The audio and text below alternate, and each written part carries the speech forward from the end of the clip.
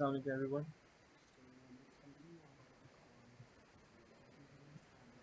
That we apply to tape measurements. So before we jump on to solving any question, first we have to see that what is the output of applying those corrections. So when we find out those temperature correction, full correction, slope correction, and the other corrections, so whatever the output of that is, that actually gives us the total error in the total length of the tape. So if your tape is 30 meters, so that error would be added or subtracted in that 30 meters. So that error is not per unit length of the tape, but that is on the total length of the tape. And before we can apply that error or apply that correction to our measurement, which will obviously be more or less than 30 meters, so we can then adjust it to our measurement if we convert that error into per unit measurement.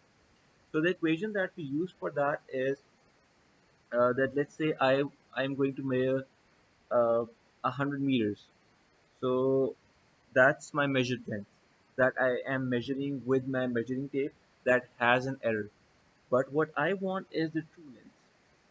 So that true length would be equal to this factor where this L is equal to the true length of the tape. That is what the tape is telling me, the graduation. So let's say this is 30, and this L dash at the top in the numerator is the total length of the tape plus minus the error. So if the tape is giving me 30 meters while actually it's giving me 29, so this L dash would be 29.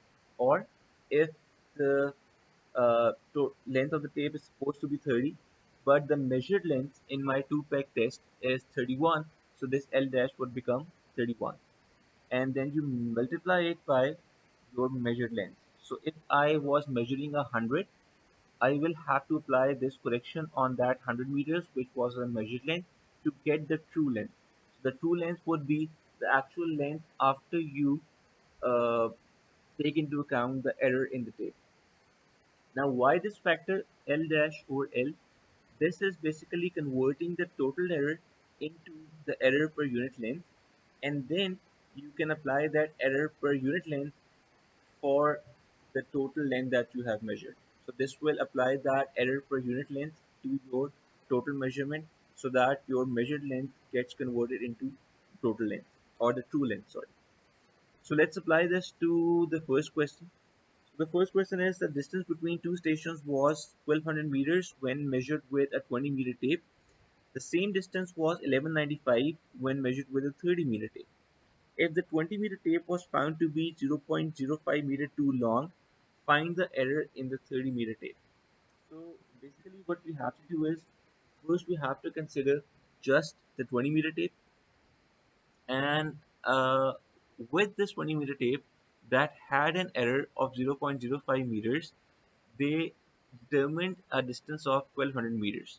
So this 1200 meters is basically the measured length which was measured in the field, and the length of the tape is supposed to be 20 meters, which is the true length of the tape, but the error was found to be 0.05 meters. Now this 0.05 meters is after applying those corrections that we talked about.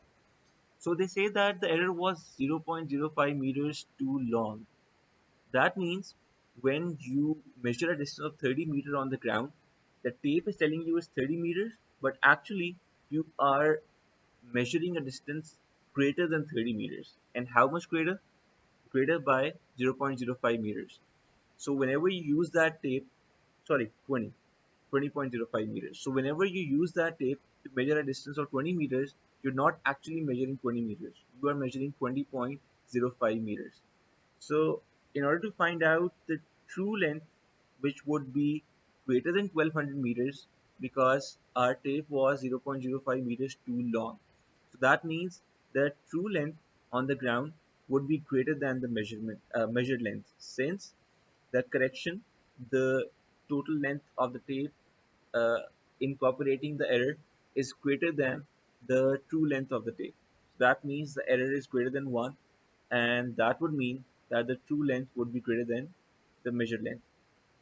So when we apply that equation to find out the true length, we have the total length of the tape, the true length of the tape, with the error equal to 20.05 divided by the true length of the tape, what it was supposed to be, that was 20, and multiply it by the measure length, which was 1200.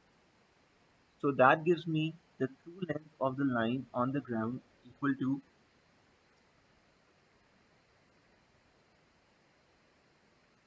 yeah, I get it as 1203. So like we discussed that the true length will be greater than the measured length. So it comes out to be 1203. Now the second part of the question is that the same line whose true length we have now determined as 1203 meters was then calculated by a 30-meter tape, uh, but the error in this tape is unknown. So this means that when we apply the same equation, the unknown now is L dash, which is the true length of the tape plus minus the error. Now we have to find that out. So if we apply the same equation for the 30-meter tape, the true length of the line will remain the same, which we have determined 1203. This L dash is what we have to calculate. The true length of the tape is now 30 meters because now we are working with a 30-meter tape, and the measured length using the 30-meter tape was 1195. So now by using this equation, we can find out the true length plus minus the error in the tape, and solving this equation, we get this equal to 30.2 meters. So that means the total error in the tape was zero point 0.2 meters because it was supposed to be 30 meters while it was 30.2. So the total error in the tape comes out to be 0 0.2 meters, and again the tape was 0 0.2 meters too long because the true length of the line came out to be greater than the measured length. So that means the correction was greater than 1. That means the tape was 0 0.2 meters too long. So this is how you apply the correction to the measured length once you have the correction. But in the next numerical that we are going to solve right now, we will see how do we actually find out that correction. So if you see this numerical over here, a steel tape was exactly 30-meter long at 20 degrees centigrade when supported throughout the length under a pull of 10 kilograms on a flat ground. So this statement is telling you about the standardization of the tape. So the tape is supposed to be 30-meter long at 20 degrees centigrade. So this is the temperature at which the tape was standardized, and it was standardized at a pull of 10 kilograms. So this is about the manufacturing of the tape. Now the second statement would tell us about how the tape was used. A line was measured with this tape under a pull of 15 kilograms. So that means that the pull that we applied was 15 kilograms, and the temperature in the field at that time was 32 degrees centigrade. So now they have given us the pull and the temperature at which the tape was standardized, and they have given us the temperature and the pull at the time of measurement in the field. And then they have given us some constants. Cross-sectional area of the tape is given, the total weight of the tape is given, the coefficient of thermal expansion is given, Young's modulus is given, and what we have to do is we have to compute the true length of the line if the tape was supported during measurement. So we have two scenarios. One, the tape was supported at every 30 meters, and the second scenario, the tape was supported as every 15 meters. Now what you have to see is that the total length of the tape is 30 meters. So if they are supporting it at every 30 meters, so that means the span is equal to 1. And when they are supporting it at every 15 meters, so that means the 30-meter tape would now have two spans because the total length of the tape is 30 meters in the first case. In the second case, they are supporting it at every 15 meters. So over here you have two spans, and over here you have only one span. So we have two different scenarios. Over here n would be equal to 1, and over here n would be equal to 2. So let's solve it for the first case where n is equal to 1 at every 30 meters. So we will first solve it for the case number 1. And firstly we have to find out the total correction in the tape. So for that, first we will apply the numerical correction. And if you remember, the equation for the temperature correction was given by Cp, which was equal to the coefficient of thermal expansion, which is given by alpha, multiplied by the temperature in the field at the time of measurement, minus the temperature at which the tape was standardized, multiplied by the total length of the tape. So if you replace the values, the alpha is given to us. It is 11 into 10 is to the power minus 6. So replacing that, and the temperature in the field at the time of measurement is given as 32 degrees centigrade, and the temperature at which the tape was standardized is 20, and the length of the tape is supposed to be 30. So solving this, you need to make sure that all the values in the equation are in the same units. You get the temperature correction, it would be positive, and the value is 0.00396 meters. So this is my temperature correction. So this is the first correction. Now we will apply the second correction, which would be the full correction.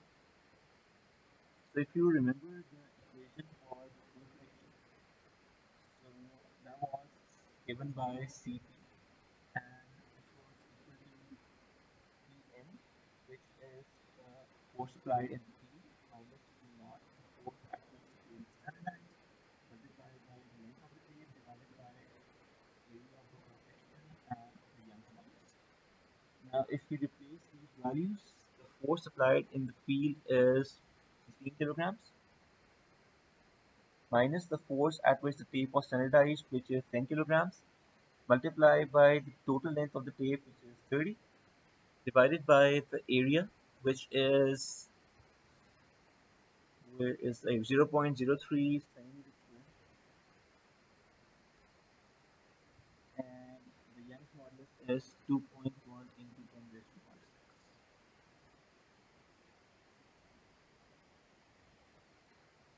So replacing these values, we get the information as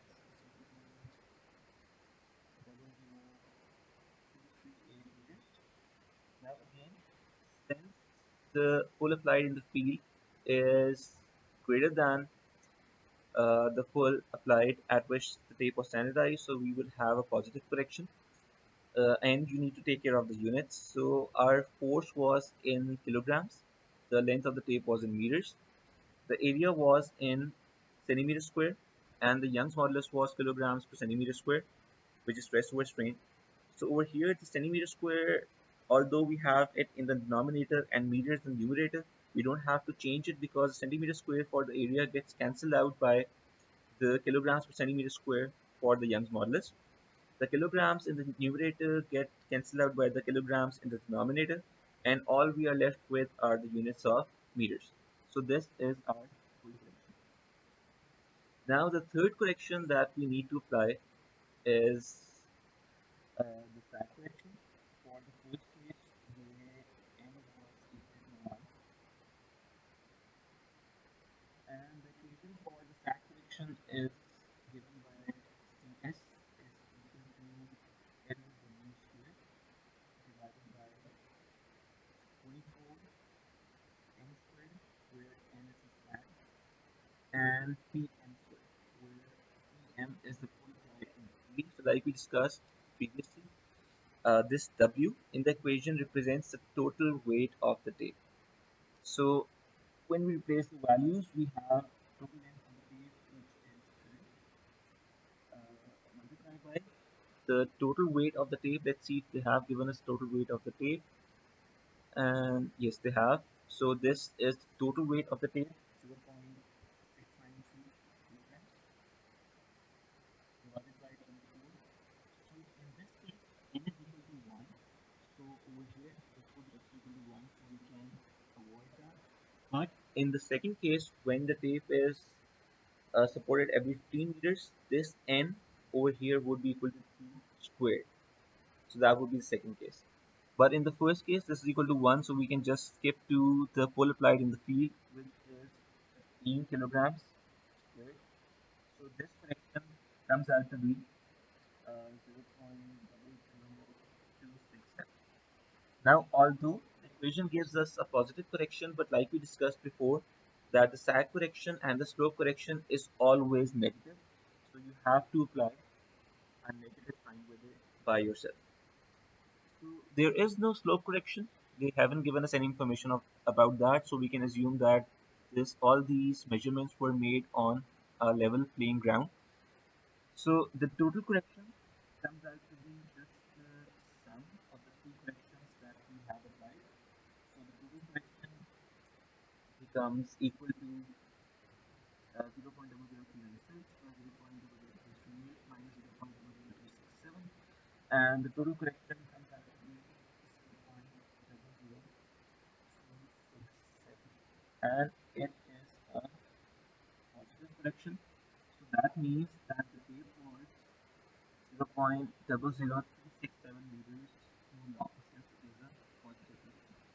So now we can come to that equation that we discussed before. The true length of the line is equal to the true length of the tape plus minus the correction divided by the true length of the tape multiplied by the measured length. So the true length of the tape plus minus the correction becomes equal to 30.0067 divided by, it was supposed to be 30, multiplied by the length which is measured in the field using this tape, which was 780, and from here we get the true length of the tape as 780.094 meters. So again, as the true length of the tape plus minus the correction is greater than the true length of the tape, that means the correction factor would be greater than 1. So that means the true length of the line would be greater than the measured length. If the error was negative, then the true length of the line would have been smaller than the measured length in the field. So for the second case, you just have to replace n is equal to 2 in the side correction. The basic correction and the full correction would remain the same because they don't depend on the number of spans. But the sag correction would change and the total correction would change, and then the rest of the procedure would remain the same. So the second question is not much different. In this case, you have two different cases where the pull is 5 kilograms and 7.5 kilograms. So you can try this one on your own, and then we can discuss the details in the class.